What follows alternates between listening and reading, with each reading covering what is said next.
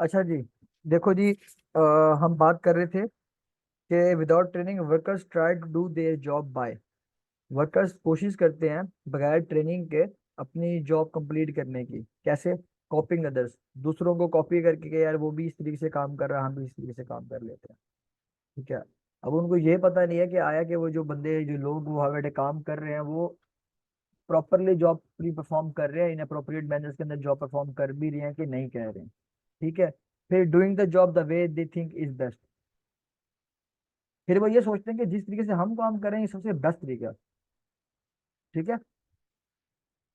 अब देखो जी आगे।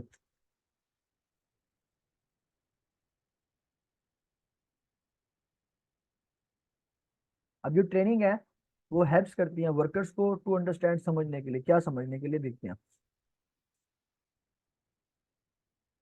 हैजर्ड एंड रिस्क, कि कौन कौन से हैजर्ड हैं, कौन कौन से रिस्क हैं। रूल्स एंड प्रिकॉशंस क्या होंगी, इमरजेंसी प्रोसीजर्स क्या होंगे, who to contact with concern. फिर लिमिटेशन एंड रिस्ट्रिक्शंस कौन कौन सी होंगी। फिर पर्सनल सेफ्टी रिस्पॉन्सिबिलिटीज क्या होंगी। कंसिक्वेंस ऑफ ब्रेकिंग रूल्स, अगर वो कोई भी कानून तोड़ते हैं, कोई भी रूल तोड़ते हैं जो बनाया गया है, उसके नतीजे क्या होंगे, इंक्लूडिंग डिसिप्लिनरी प्रोसीजर। ठीक है। अब ट्रेनिंग अपॉर्चुनिटीज की बात कर रहा है। इंडक्शन ट्रेनिंग क्या होती है? जब भी न्यू एम्प्लॉयज आपकी वर्कप्लेस साइट के ऊपर आते हैं, आपकी ऑर्गेनाइजेशन में, आपकी कंपनी में, आपकी फैक्ट्री में, जहाँ पे भी आप काम कर रहे हो, वहां पे अगर आपने आपके न्यू एम्प्लॉयज आए तो आपने उनको इंडक्शन ट्रेनिंग देनी है। जॉब चेंज होगी है, new hazards following a change in job. Hazards आपके वर्कप्लेस साइट के ऊपर न्यू हो गए हैं, आपकी जॉब चेंज हो गई है, दैट इज वाई क्या जी आपको ट्रेनिंग की जो है ना एलोकेट करनी है, वर्कर्स को ट्रेनिंग एलोकेट करके देनी है। फिर आप देखोगे जी, प्रोसेस चेंज, किसी भी तरीके का कोई प्रोसेस चेंज हो गया तो new hazard associated with new way of working. उस प्रोसेस के जो आपका चेंज हुआ तो उसकी वजह से जो हैजर्ड एसोसिएट हुए हुए हैं वो भी चेंज होंगे। कोई टेक्नोलॉजी न्यू आ गई तो भी आपकी जो है new hazard associated with plant and machinery, तो भी आपकी जो है हैजर्ड जो है ना वहाँ पे चेंज हो रहे हैं। तो भी आपको अपने वर्कर्स को वहाँ पे कम्पिटेंसी प्रोवाइड करने के लिए, कम्पिटेंट वर्कर बनाने के लिए आपको उनको ट्रेनिंग देना मैंडेटरी है। फिर न्यू लेजिस्लेशन, कोई नया कानून आ गया है तो इम्प्लीकेशन ऑफ न्यू लेजिस्लेशन, तो आपको फिर भी अपने वर्कर्स को ट्रेनिंग देने पड़ेगी। नेक्स्ट देखो जी, इंडक्शन ट्रेनिंग क्या होती है जी। इंडक्शन ट्रेनिंग के अंदर क्या क्या चीजें बताई जाती हैं, आपको किन किन चीजों के मतलब आपको इन्फॉर्मेशन प्रोवाइड की जाती है। हेल्थ एंड सेफ्टी की पॉलिसी क्या होगी, आपको इंडक्शन ट्रेनिंग में बताया जाता है। इमरजेंसी प्रोसीजर्स क्या होंगे, फर्स्ट एड के मतलब बताया जाएगा कि आपने फर्स्ट एड कैसे देनी है, क्यों देनी है, कब और कहाँ किस सिचुएशंस के अंदर देनी है।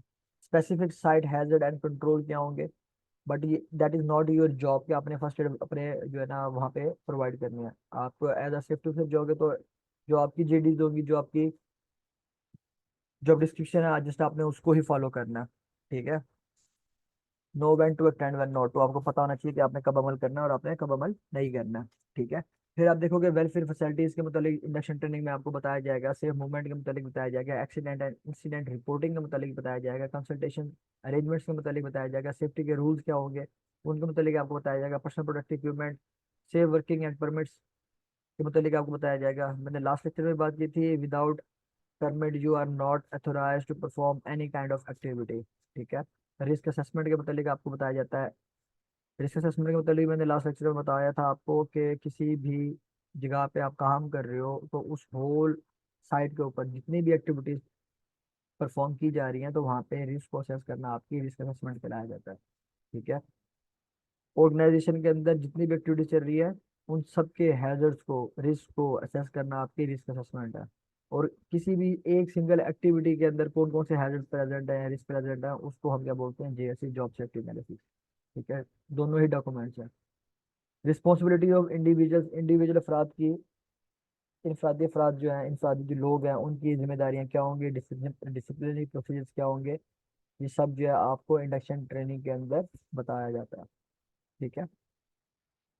अब आगे देखो जी, element 3.3, human factor which influence safety related behaviour. कौन कौन से ह्यूमन फैक्टर्स ऐसे हैं जिनका बहुत ज्यादा असर मुरतब होता है हमारे सेफ्टी रिलेटेड बिहेवियर के ऊपर। ठीक है। देखो जी, द ऑर्गेनाइजेशन फैक्टर आएंगे, इंडिविजुअल आपके फैक्टर्स आएंगे और आपके जॉब फैक्टर आएंगे। ठीक है। और तीनों चीजें इम्पैक्ट करती हैं आपके सेफ्टी रिलेटेड बिहेवियर के ऊपर। देखो जी, ऑर्गेनाइजेशनल फैक्टर क्या होते हैं? सेफ्टी कल्चर, पहला जो है आपका पॉइंट। दूसरा कमिटमेंट एंड लीडरशिप, आपकी मैनेजमेंट की आपके साथ। रिसोर्सेज अवेलेबल, किस तरह के रिसोर्सेज आपको मुहैया किए गए हैं। वर्क पैटर्न, काम करने का जो अंदाज है वो कैसा है। कम्युनिकेशन कैसी है। लेवल ऑफ सुपरविजन, वहाँ पे किस तरह का वर्कर्स को प्रोवाइड किया जा रहा है। पीयर ग्रुप प्रेशर, किस तरह का पीयर ग्रुप है और उसका प्रेशर किस तरीके से हमारे ऊपर इंजर्ट हो रहा है, चाहे वो पॉजिटिवली भी हो सकता है और नेगेटिवली भी हो सकता है। अभी हमने रिसेंटली बात करके आ रही है इसके ऊपर। Consultation and worker involvement, consultation and work environment बहुत ज़्यादा जरूरी है। ट्रेनिंग, और आपके जो ट्रेनिंग है ये आपके कौन कौन से फैक्टर्स हैं, ये आपके ऑर्गेनाइजेशन फैक्टर है। ठीक है। फिर जॉब फैक्टर्स देखते हैं। जॉब फैक्टर के अंदर टास्क, हमने कौन सा टास्क दिया है हमें परफॉर्म करना है। वर्कलोड, कितने घंटों के अंदर कितने टाइम पीरियड के अंदर कोई ना कोई कंडीशन हमारे ऊपर इम्पोज कर दी गई है जिसकी वजह से हमारे ऊपर वर्क लोड हो गया। एनवायरनमेंट, किस तरह के हमने एनवायरनमेंट के अंदर उस टास्क को हमने परफॉर्म करना है। डिस्प्ले एंड कंट्रोल, किस तरीके के है बड़े हमें मतलब प्रोसीजर प्रोसेस जो परफॉर्म करना है, जो जॉब हमने कंप्लीट करनी है उसके लिए हमें किस तरह के डिस्प्ले एंड कंट्रोल बना के दिए गए हैं, और किस तरह के प्रोसीजर हमें एलोकेट किए जा रहे हैं। तो ये कौन से आपके फैक्टर्स हैं? ये आपके जॉब फैक्टर है। ठीक है। Third and and the last जो है आपका इंडिविजुअल फैक्टर्स की बात कर रहा है। उसमें कॉम्पिटेंसी की बात कर रहा है, कोई नई चीज नहीं है, ऑलरेडी हम बात करके आ रहे हैं केट की। अ पर्सन है specific knowledge ability training and experience, that is called competent person. ठीक है। स्किल्स की बात कर रहा है, पर्सनैलिटी किस तरह की है, एटीट्यूड किस तरह का है, मोटिवेशन, मोटिवेशन होती क्या, the thing that is making a person do what they do, reward दिए जाए उसको, इंसेंटिव दिए जाए पॉजिटिवली और नेगेटिवली। ठीक है। तो ये सब चीजें आपके किस चीज के अंदर आ गई है? इंडिविजुअल फैक्टर्स के अंदर। ये तीन तरह के फैक्टर्स हैं जो हमारे सेफ्टी रिलेटेड बिहेवियर को के ऊपर एक इन्फ्लुएंस, एक असर मुरतब करते हैं। एटीट्यूड, एटीट्यूड क्या है जी? A person point of view, किसी भी एक शख्स का पॉइंट ऑफ व्यू है, का विजन है, way of looking at something, कि वो किसी भी चीज की तरफ किस तरीके से देखता है। How they think and feel about it, वो कैसे इसके मुतालिक सोचता है और महसूस करता है। कैन बी चेंज्ड बाय, तब्दील किया जा सकता है। एजुकेशन एंड ट्रेनिंग, उसको एजुकेशन दे के उसको ट्रेनिंग प्रोवाइड की जा सकती है, उससे हम उसको क्या कर सकते हैं? चेंज कर सकते हैं। High impact intervention, high impact intervention से मुराद है कि कोई भी ऐसा हादसा जिसका उसकी जात के ऊपर बहुत ज्यादा एक गहरा असर हो।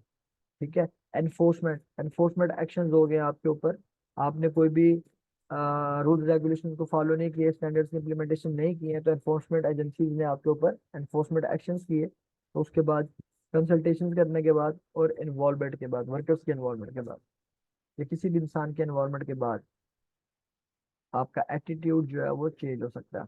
ठीक है। रिस्क परसेप्शन, परसेप्शन क्या है? The way a person brain interprets information sent it by there senses. Interpret मतलब तशरीह करना, परसेप्शन मतलब दूरंदेशी। किसी भी इंसान का जो दिमाग है वो उसकी तशरीह करता है किस चीज की, जो इन्फॉर्मेशन उसको भेज जाती है उसकी सेंसेस के थ्रू। अब सेंसेस कितनी तरह की होती हैं? फाइव सेंसेस होती है। Sight, hearing, smell, taste and touch. ठीक है। ग्रुप साइड छोड़ दो। रिस्क परसेप्शन, देखो जी, रिस्क परसेप्शन के मतलब बता रहा है कि रिस्क परसेप्शन जो है, ऐसे कौन से factors that can be distort a person perception of hazard and risk include. ऐसे कौन से फैक्टर्स हैं जो किसी भी इंसान के जो परसेप्शन है, दूरंदेशी है, हैजर्ड और रिस्क को असेस करने के लिए उसको किस तरीके से डिस्टॉर्ट करेगी, किस तरीके से उसमें रुकावट या खलल डालेगी। कोई भी इंसान बीमार है, ठीक है, उसके ऊपर स्ट्रेस है, को फटीग है, ड्रग या अल्कोहल की हुई है, प्रीवियस उसका experience, training and education, use of PPE, work place condition and high noise level, ये सब चीजें जो है किसी भी एक इंसान की जो रिस्क परसेप्शन है उसको क्या कर सकती है? डिस्टॉर्ट कर सकती है। ठीक है, उसमें खलल डाल सकती है। देखो जी, नेक्स्ट हमारा element 3.4, risk assessment. Risk assessment क्या होता है? कीवर्ड एंड फ्रेज की बात कर रहा है। हैजर्ड क्या है जी? Something with the potential to cause harm, या सिंपल वर्ड में आप ये भी कह सकते हो anything that has the potential to cause harm is called hazard. ठीक है। हैजर्ड के अंदर वो आपको बता रहा है, फिजिकल हैजर्ड भी होते हैं, केमिकल हैजर्ड भी होते हैं, बायोलॉजिकल हैजर्ड भी होते हैं, एर्गोनॉमिकल हैजर्ड भी होते हैं, फिजिकल साइकोलॉजिकल हैजर्ड भी आपके होते हैं। एर्गोनॉमिक, आप जिस जगह पे बैठ के काम कर रहे हो, ठीक है, उसके साथ आपका जो इंटरेक्शन है, जिस तरीके से आप किसी भी टेबल या कुर्सी के ऊपर बैठे हो, but in a poor posture बैठे हुए हो या पुअर पोस्चर के अंदर आप काम कर रहे हो, तो वो आपका क्या है, वो आपका एर्गोनॉमिक है। ठीक है। रिस्क क्या है? Risk the likelihood of harm occurring in combination with the severity of the forcible harm.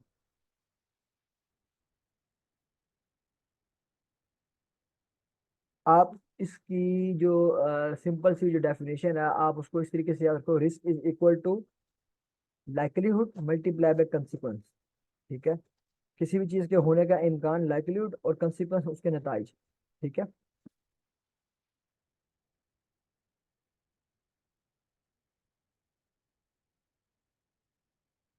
देखो जी, कीवर्ड्स एंड फ्रेजेस की बात कर रहा है रिस्क प्रोफाइलिंग की। जिस तरीके से हमने पहले रिस्क की बात की, रिस्क असेसमेंट की बात की, अब रिस्क की प्रोफाइल की बात कर रहा है। रिस्क प्रोफाइलिंग में देखो जी क्या बात कर रहा है, the process of identifying and assessing the range of risk. Process है, पहचानना है और रसाई हासिल करनी है उसके ऊपर, किसके ऊपर, उस खतरे के ऊपर कि उसकी रेंज क्या है। दैट थ्रेट एन ऑर्गेनाइजेशन, जिसकी वजह से किसी भी ऑर्गेनाइजेशन का नुकसान हो सकता है उसको, along with recognition of their likelihood and probable impact, के हमने उसको पहचानना है कि उसका इम्कान क्या होगा और उसका असर क्या मुरतब हो सकता है उस ऑर्गेनाइजेशन के ऊपर। The current risk management control in place and the identification and prioritisation of further control measure.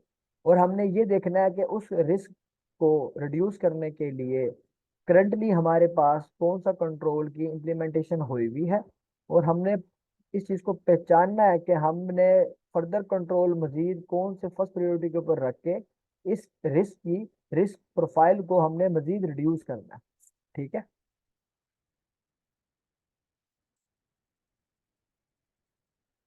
अब देखो जी, रिस्क असेसमेंट की बात कर रहा है कि रिस्क असेसमेंट क्या है, the formal process of identifying preventive and protective measure by evaluating the risk arising from hazard, taking into account the adequacy of any existing control and deciding whether or not the risk is acceptable।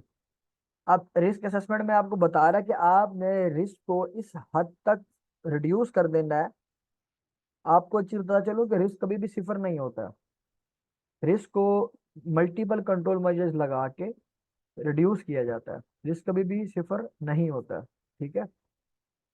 तो आपने देखना है कि उस risk को हम कैसे reduce करेंगे, कैसे बचाएंगे अपने लोगों को, किस तरीके के प्रोडक्टिव मेजर जो है उनकी हम तशखीस करेंगे कि वो जो रिस्क है अराइज हो रहा है उस हैजर्ड से, और उसको हमने अपने जो है ना उसमें लेके आना है अकाउंट के अंदर, टेकिंग इनटू अकाउंट। और हमने एडिकेसी चेक करनी है एग्जिस्टिंग कंट्रोल मेजर की, कि हमारे पास कौन से कंट्रोल मेजर लगे हुए हैं। और हमने डिसाइड करना कि अब जो ये रिस्क है, जो हमने जिसके ऊपर कंट्रोल मेजर भी लगा दिए हैं, कि आया कि अभी भी ये एक्सेप्टेबल है कि नहीं। ठीक है। फिर रिस्क प्रोफाइलिंग की बात कर रहा है, each organisation will have its own risk profile. हर ऑर्गेनाइजेशन की अपनी एक रिस्क की प्रोफाइल होती है।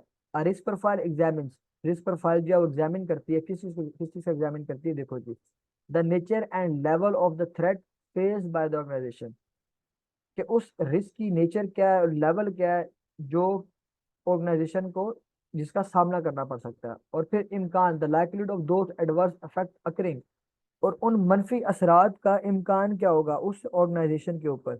The level of disruption and cost associated with each type of risk, और वो जितने भी किस्में हैं रिस्क की, उनके साथ हमें हमारे कितनी कॉस्ट जो है, पैसे जो है हमारे लग सकते हैं उसको सही करने के लिए, और कितना ज़्यादा हमें डिस्टर्ब या डिसरप्शन हमें फेस करनी पड़ सकती है, हमारे काम में कितनी ज़्यादा रुकावट आ सकती है।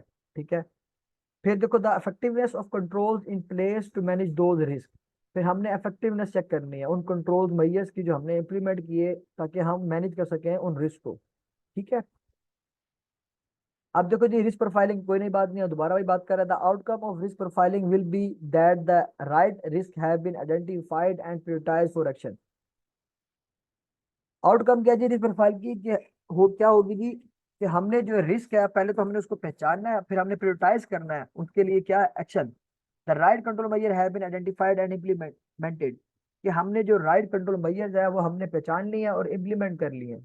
And minor risk have not been given and proportionate priority, और हमने देखने के जो रिस्क छोटे हैं, जो बड़े रिस्क हैं हमारे लिए, जो हाई रिस्क हैं, जिनका सीरियस इम्पैक्ट है, उनको हमने फर्स्ट प्रायोरिटी के ऊपर रखना है। जो छोटे रिस्क हैं उनको हमने सेकंड प्रायोरिटी के ऊपर या लास्ट प्रायोरिटी के ऊपर रखना है। ठीक है। रिस्क प्रोफाइलिंग ही चल रही है, रिस्क प्रोफाइलिंग प्रोसेस की बात कर रहा है। Identify the risk that threaten the organisation, हमने पहचानना है रिस्क को कि उसका क्या असर मुरतब हो सकता है किसी भी ऑर्गेनाइजेशन के ऊपर। Identify the health and safety impact and the business impact associated with each threat, आपने पहचानना है हेल्थ एंड सेफ्टी के इम्पैक्ट को एंड द बिजनेस इम्पैक्ट, और आपकी जो ऑर्गेनाइजेशन है उसका बिजनेस क्या है, उसके इम्पैक्ट को एसोसिएट जो हुआ है उस थ्रेट के साथ, उस रिस्क के थ्रेट के साथ। ठीक है। Identify how well each threat is controlled, आपने पहचानना है कि आप इन थ्रेट को कैसे कंट्रोल कर सकते हो।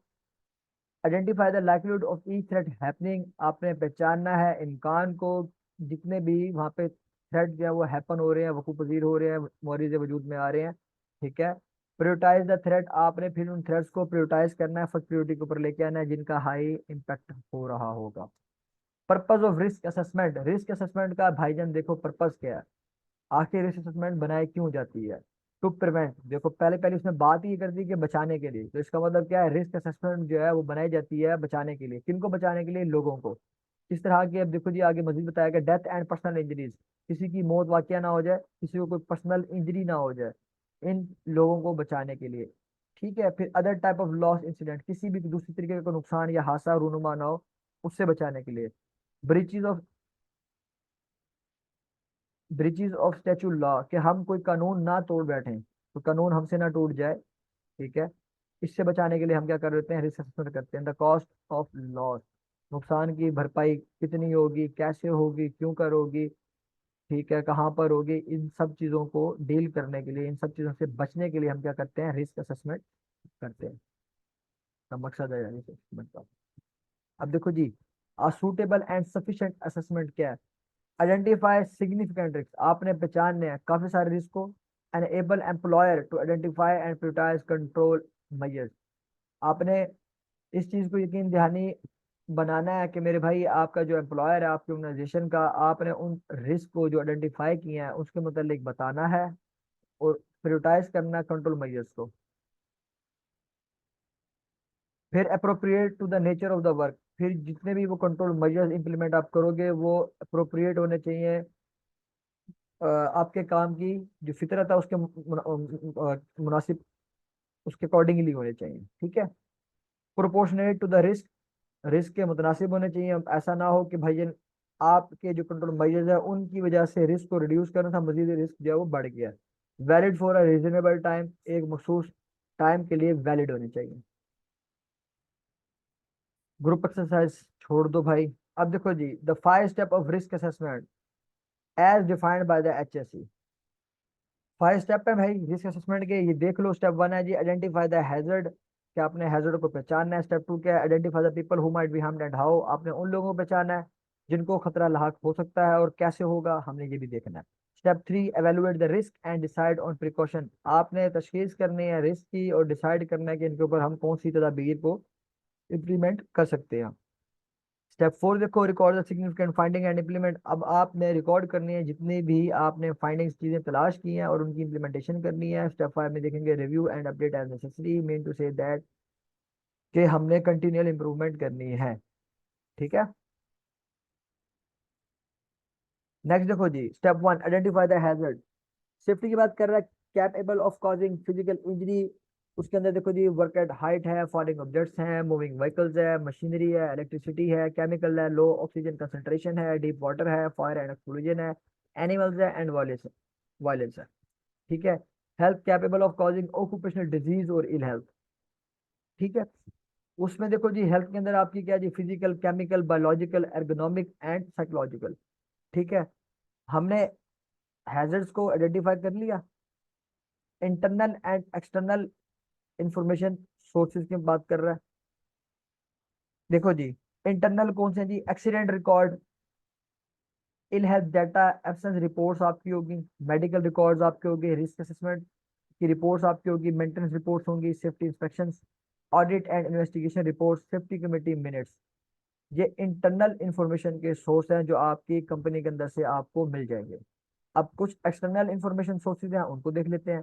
नेशनल लेजिस्लेशन, जिस कंट्री में आप काम कर रहे हो उस कंट्री का लेजिस्लेशन, कानून क्या है, अप्रूव कोड ऑफ प्रैक्टिसेस, ये कानून की किताबें होती हैं, उसमें से आपको पता लग जाएगा। स्टैंडर्ड, BSI, ISO, इन स्टैंडर्ड्स को आप देख सकते हो। मैन्युफैक्चरर इंफॉर्मेशन, जो रॉ मटेरियल, जो प्रोडक्ट आप यूज कर रहे हो उसको जो बनाने वाला है उसकी इंफॉर्मेशन क्या है। फिर ट्रेड एसोसिएशन आपको क्या कहती है, सेफ्टी पब्लिकेशंस क्या है, इंटरनल इंटरनेशनल बॉडीज आपको क्या कहती हैं, ट्रेड यूनियन, चैरिटीज एक्सेट्रा। कोई भी इस तरह की जो इन्फॉर्मेशन है वो हमारे किन सोर्सेज के अंदर आएगी, वो हमारे एक्सटर्नल सोर्सेज के अंदर आएगी।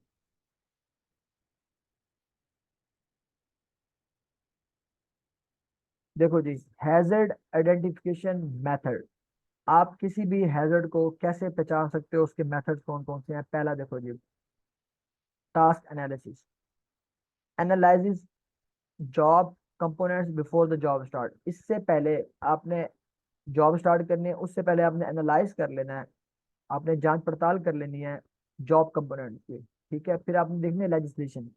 लेजिस्लेशन में आपको बता रहा है कि स्टैंडर्ड्स किन किन कौन कौन से आपने देखने हैं। फिर गाइडेंस डॉक्यूमेंट्स, किस तरह के डॉक्यूमेंट्स को आपने यूटिलाइज करना है। ठीक है, फिर मैन्युफैक्चरर इंफॉर्मेशन, मैन्युफैक्चरर जो है उसकी इंफॉर्मेशन क्या है, ऑपरेटिंग हैंडबुक। कोई भी आप इक्विपमेंट मशीनरी टूल का लेते हो तो उसके अंदर आपकी एक हैंडबुक निकलती है, उसके ऊपर हर तरह के मेजर्स लिखे हुए होते हैं। फिर chemical safety data sheet, MSDS भी बोलते हैं, CSDS भी बोलते हैं इसको। CSDS आपका केमिकल सेफ्टी डेटा शीट होती है, MSDS आपकी मटेरियल सेफ्टी डेटा शीट होती है।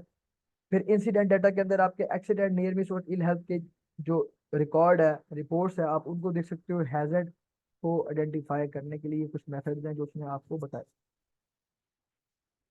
अब टास्क एनालिसिस की हम बात कर रहे थे तो हम इसको बोलते हैं स्रीडम। स्रीडम क्या है जी, select the task, record the stages of the task, evaluate risk associated with each stage, develop the safe working method, implement the safe working method, monitor to ensure effectiveness। Task analysis के अंदर आपने इन 6 बातों को अपने mind में रखना है। Freedom, ठीक है, ये भी हैजर्ड आइडेंटिफिकेशन का मेथड है। ठीक है। Step 2, identify the people at risk, आपने पहचानना उन लोगों को जो रिस्क के अंदर हैं, ये जिनको रिस्क हो सकता है। ठीक है, अब देखो जी, workers, operators, maintenance staff, cleaners. अब ये जो पिक्टोग्राम में आपको बंदा नजर आ रहा है, ये क्लीनर है और ये ओवर रीचिंग कर रहा है while he is using step ladder. ठीक है, तो आप जब भी लैडर का इस्तेमाल करते हो तो आपने कभी भी लैडर को इस्तेमाल करते हुए ओवर रीचिंग नहीं करनी।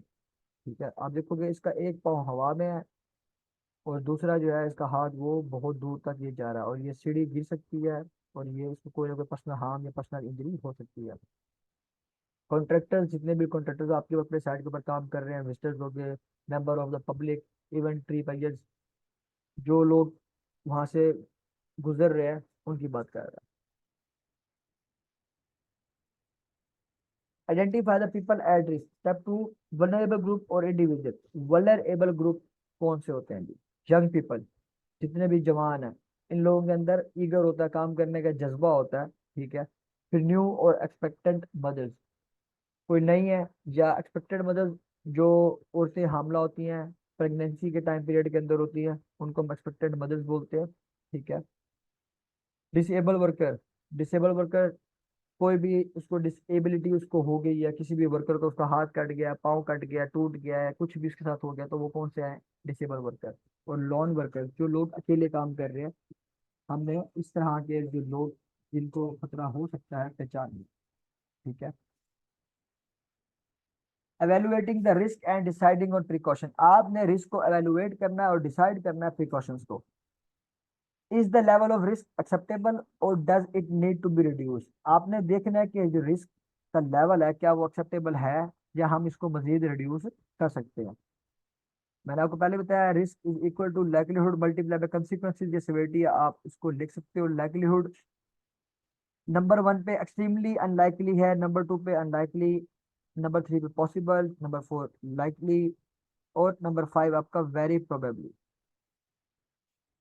आप देख सकते हो कि नंबर 1 बहुत बहुत ही कम इम्कान है किसी भी चीज के होने का, और नंबर 5 जो है वो आपका बहुत ज्यादा इम्कान है किसी भी चीज के होने का।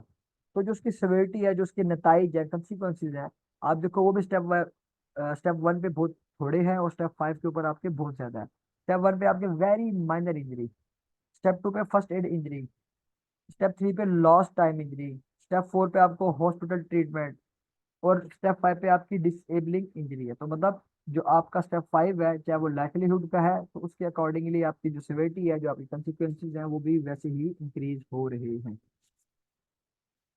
आप देखो जी, risk is equal to livelihood multiply by severity.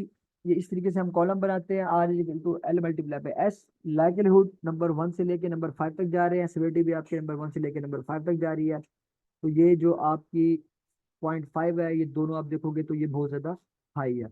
आप इसको मल्टीप्लाई करोगे, मैं कह रहा हूँ मेरा जो लाइकलीहुड है वो 2 है, और मेरी जो आ, नहीं, मेरा जो लाइकलीहुड है वो 4 है, और जो मेरी सिवियरिटी है वो भी 4 है। तो 4 मल्टीप्लाई बाय 4, आप देख सकते हो कि ये जो ऑरेंज ब्लॉक्स बने हुए हैं, आप देखो डार्क ग्रीन कौन कौन से सर्कल्स हैं, 2 1 2, ये डार्क ग्रीन है। लाइट ग्रीन कौन से हैं, 4 3 4 3 4। ठीक है। फिर जो येलो है वो 5 8 6 9 6 8 5। फिर आपका जो ऑरेंज है ये उससे भी ज्यादा हाई है। डार्क ग्रीन माइनर है, जो ग्रीन है वो उससे ज्यादा हाई है, जो येलो है वो उससे ज्यादा हाई है, जो ऑरेंज है वो उससे ज्यादा हाई है। रेड तो मेरे भाई समझ जाओ ना कि हजरत इजराइल अलैहिस्सलाम आएंगे आपका वीजा और टिकट लेके बारगाह इलाही का, और आप अपने बारगाह इलाही में अपने जाके रब से जा मिलेंगे, मतलब आपकी मौत है। 25 20 25 और 20, ये जो फिगर है आपकी, मतलब 5 आपकी सिक्योरिटी और 5 आपका लाइक्लीहुड है, तो 5 मल्टीप्लाई बाय 5 25, या 5 मल्टीप्लाई बाय 4, जो आपका रिजल्ट निकलेगा ये आपका बहुत ज्यादा हाई जो आपका रिजल्ट है। तो आपने इसको रिड्यूस करना होगा। General hierarchy of control, hierarchy of risk control इसको हम बोलते हैं, elimination, substitution, engineering control, administrative control, और the last line of defence आपकी पीपीई, पर्सनल प्रोटेक्टिव इक्विपमेंट। इस हायरार्की ऑफ रिस्क कंट्रोल का आप इस्तेमाल करते हुए किसी भी कंट्रोल को, किसी भी रिस्क को आप क्या कर सकते हो, कंट्रोल कर सकते हो। ठीक है, चीज समझ में आती है।